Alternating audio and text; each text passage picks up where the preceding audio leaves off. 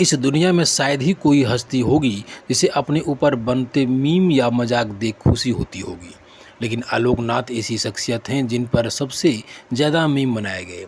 आज भी अगर हम गूगल पर आलोक नाथ का नाम लिखकर सर्च करते हैं तो आलोक नाथ मीम से लिखकर ज़रूर आता है। कोई भी मौका हो, यूजर संस्कारी बापू जी के नाम से मशहूर आलोक नाथ का नाम साथ जोड़कर मीम्स बना ही देती है। लेकिन आलोक नाथ ने अपने ऊपर कसे जाने वाले तंज या मीम को हमेशा ही सकारात्मक नज़रिया से देखा है। बहुत ही कम होता है जब लोग खुद का मजाक बनाता देख खुश होते हैं, लेकिन आलोक नाथ अपवाद हैं।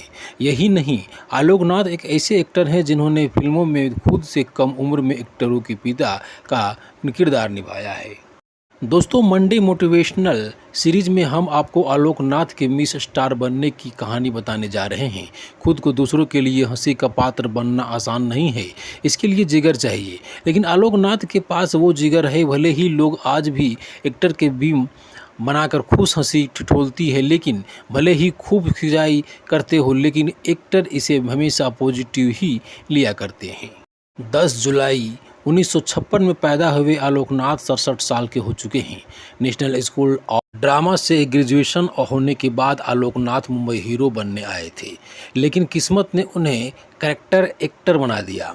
पर सपोर्ट किरदारों से आलोक नाथ ने जो स्टारडम बटोरा, उसमें उन्होंने 80 के दशक में नेशनल स्टार बना दिया गया। दोस्तों, 1980 में उन्होंने टीवी सीरियल बुनियाद से तहलका मचा दिया था। आलोक नाथ स्टार बन चुके थे और हर तरफ उन्हीं की चर्चा हो रही थी। उससे पहले गांधी से वह फिल्मों में आ चुके थे, लेकिन फिल्मों में पहचान पिता बनकर मिली। कई फिल्मों में आलोक नाथ ने लीड रोल हीरो या हीरोइन के पिता या माबूजी के किरदार में निभाया। सूरज बड़जात्या के फिल्मों में तो आलोक नाथ बाबूजी के किरदार में ही नजर आए। उनके डायलॉग हमेशा ऐसे होते थे जिसमें संस्कार, सभ्यता, पारिवारिक मूल्यों और रिश्तों की बातें होती थी। आलोक नाथ जब अपने 20वां में थे तभी से उन्होंने पिता के किरदार निभाने शुरू कर दिए थे। यहाँ तक कि टीवी सीरियलों में आए तो भी उन्होंने पिता के ही रोल निभा रहे थे। फिर वह पल आया जब आलोक नाथ अचानक ही मीम की दुनिया का हिस्सा बनने लगे और गाहे बगाहे ट्वीट पर छाए रहते। जनवरी 2014 में तो आलोक नाथ अचानक ही ट्वीट पर चर्चा में आ गए थे। लोगों ने आलोक नाथ के ऊपर जोक्स और मीम बनाकर शेयर करना शुरू कर दिया। मज़ेदार बात यह थी कि ये सारे मीम एक्टर के संस्कारी बाबूजी वाले डायलॉग को लेकर बनाए गए थे। लोग इन्हें एंजॉय कर रहे थे, तब आलोक नाथ इससे बेखबर थे और वह 2 दिनों तक ट्विटर पर ट्रेड करते रहे थे। दोस्तों, आलोक नाथ के मीम देखकर लोग तब खूब हंसते थे जब उनके मीम आज भी छाए रहते हैं। आज आलोक नाथ खुद पर बने मीम देख एकदम कूल महसूस करते हैं, पर शुरुआत में वह घबराए थे।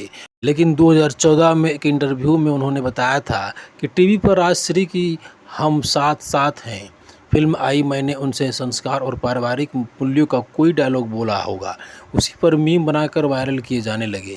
सुबह से ही मुझे फ़ोन आने लगा कि मेरे साथ पाँव फूल गए। पत्नी ने मुझे पूछा कि क्या आपने कुछ कहा या क्या जो आप ट्वीट कर रहे हैं।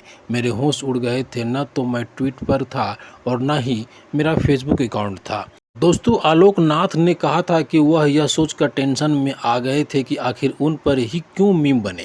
वह तो किसी बॉलीवुड पार्टी में भी नहीं जाते, किसी को लेकर कुछ कहा भी नहीं।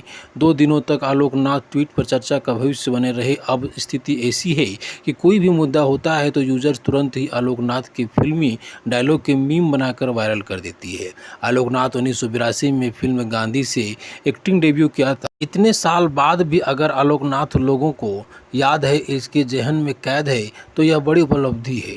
नहीं तो जो कलाकार फिल्मी पर्दे से गायब हो गया है, लोग उसे भुला जाते हैं। दोस्तों, इस तरह का अपडेट पाने के लिए आप हमारे वीडियो को लाइक, शेयर और चैनल में नए हैं तो चैनल को सब्सक्राइब जरूर कर लें।